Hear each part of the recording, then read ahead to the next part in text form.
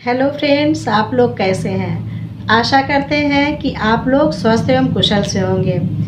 इसी कामना के साथ कार्तिक मास की हार्दिक शुभकामनाएं। कार्तिक मास बहुत ही शुभ महीना माना गया है।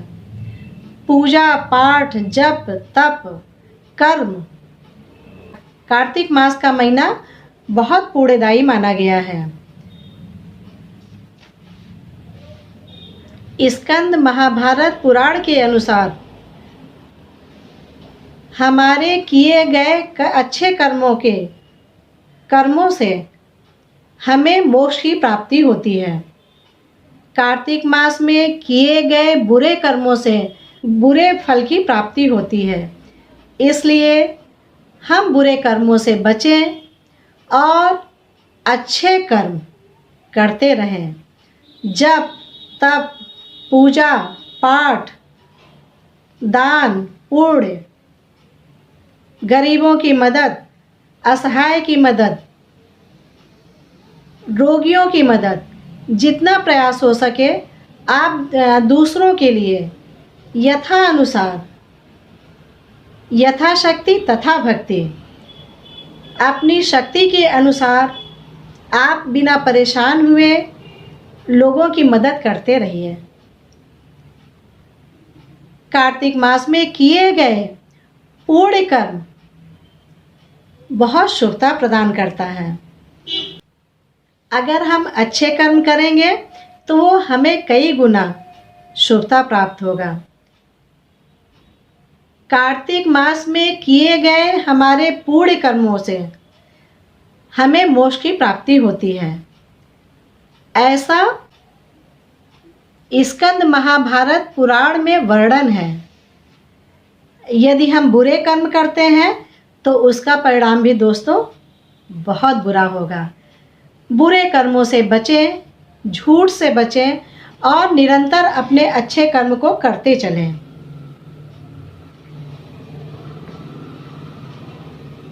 हिंदू मान्यता के अनुसार, हिंदू धर्म के अनुसार विष्णु भगवान को ही शालिग्राम भी कहा गया है। विष्णु भगवान ही शालिग्राम है।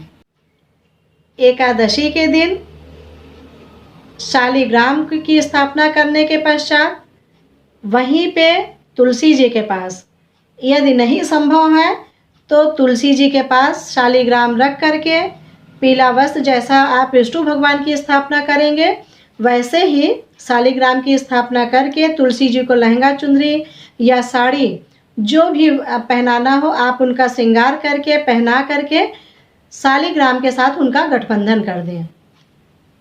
क्योंकि एकादशी के दिन शालिग्राम और तुलसी जी का विवाह हुआ था। विवाह करने के पश्चात पूर्णिमा तक दोनों समय आप विष्णु भगवान और तुलसी जी की सुबह शाम पूजा करें, भोग लगावें, आरती करें, दीपदान करें, धूप अगरबत्ती जलावें और ओम नमो भगवते वासुदेवाय की एक माला और ओम तुलसाय नमः की एक माला का जप करें। देखिए दोस्तों, बहुत पुण्यदायी होगा।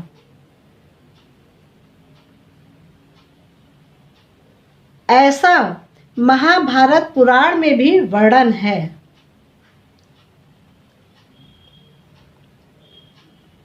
देखिए, अब हम आपको बताएंगे कि तुलसी जी कौन थी, तुलसी जी की उत्पत्ति कैसे हुई। तुलसी जी एक लड़की थी। इनके पिता दैत्यराज कालनेमि थे। कालनेमि की ये पुत्री थी। इनका नाम वृंदा था। वृंदा का विवाह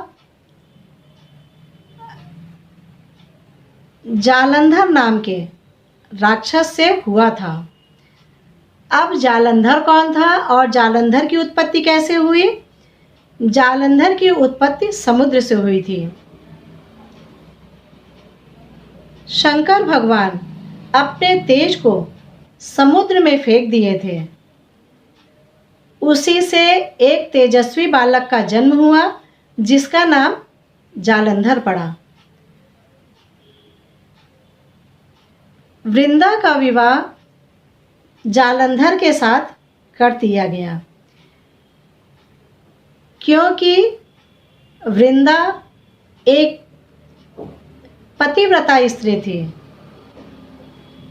सती स्त्री थी, इसलिए उसके पतिव्रता का ज्ञान तप का फल जालंधर को प्राप्त हुआ। जालंधर को इसीलिए विजयी कहा गया है। वो हमेशा युद्ध में विजय प्राप्त करता था क्योंकि शक्ति वृंदा से प्राप्त होती थी।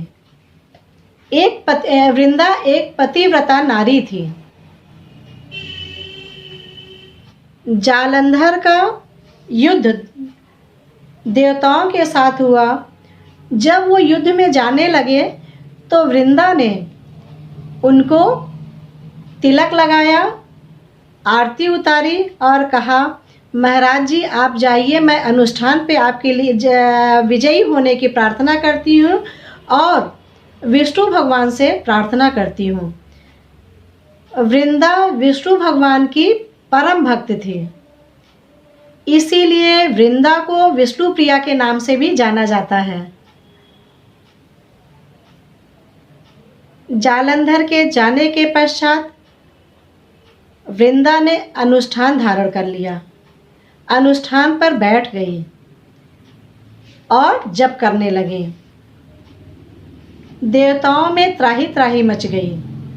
देवता लोग विष्णु भगवान के पास गए और प्रार्थना किया कि महाराज तब विष्णु भगवान जालंधर का रूप धारण करके वृंदा के पास जाकर खड़े हो गए। जब वृंदा ने जालंधर को देखा तो वो तुरंत उठ खड़ी हुई और उनका चरण स्पर्श किया।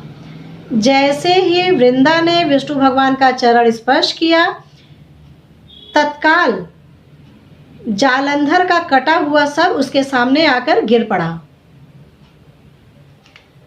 वृंदा बहुत क्रोधित हुई और उन्होंने विष्णु भगवान को श्राप दिया कि अब आप पत्थर के हो जाएंगे।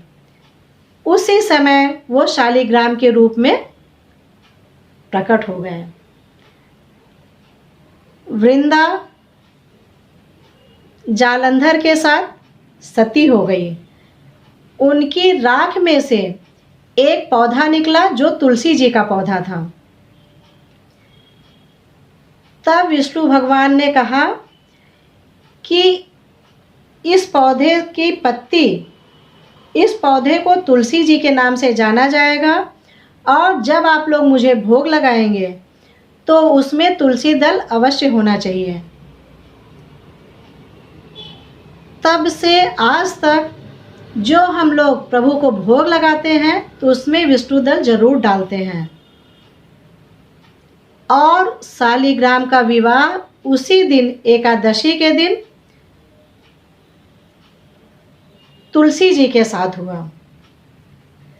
इसलिए तुलसी विवाह का बहुत बड़ा महात्म्य है। सखियों, आप लोग भी अपने घर में तुलसी विवाह करें।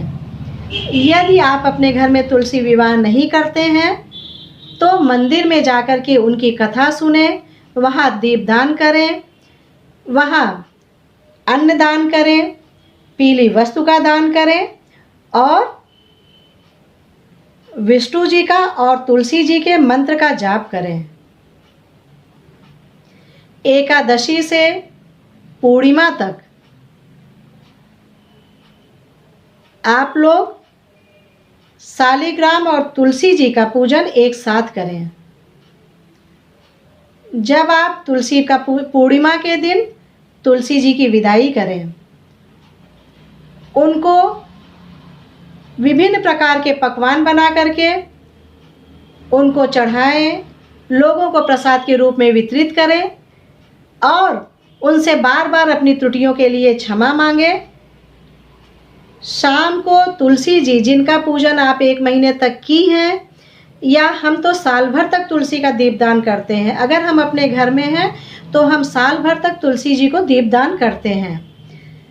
यदि आप लोग नहीं कर पाते हैं तो 365 बत्ती, मार्केट में भी एक गुच्छा मिलता है, आप उसको ले आएं और पूरे साल की बत्ती एक साथ दीपक पूर्णिमा के दिन प्रज्वलित कर सकते हैं। हम तो साल भर भी करते हैं अगर घर में रहते हैं, घर से बाहर हैं तो नहीं कर पाते हैं। उन सब कमियों को पूरा करने के लिए पूर्णिमा के दिन 365 बत्ती का दीपदान करते हैं। पूर्णिमा के दिन आप तुलसी जी की विदाई करिए। पूजा करने के पश्चात शाम को अपने से बाईं ओर तुलसी जी को खिसका दीजिए, उनको आप किनारे कर दीजिए और फिर नए तुलसी के पौधे से आप उनकी पूजा अर्चना कीजिए। दोस्तों, जितनी जानकारी हमें थी हमने आपको बताया, और यदि आप इसका थोड़ा सा भी पालन करेंगे, जितना समझ में आया, जितना आप सहज रूप से सरल रूप से कर सकते हैं, बस भाव चाहिए। प्रभु भाव के भूखे होते हैं। आप उनको भाव के साथ जो कुछ भी आपके पास ईश्वर ने दिया है उनको मन से, कर्म से, वचन से आप उनको अर्पण करिए और अपनी त्रुटियों के लिए बार बार उनसे क्षमा याचना करिए। तब तक के लिए हम आपसे विदा लेते हैं दोस्तों।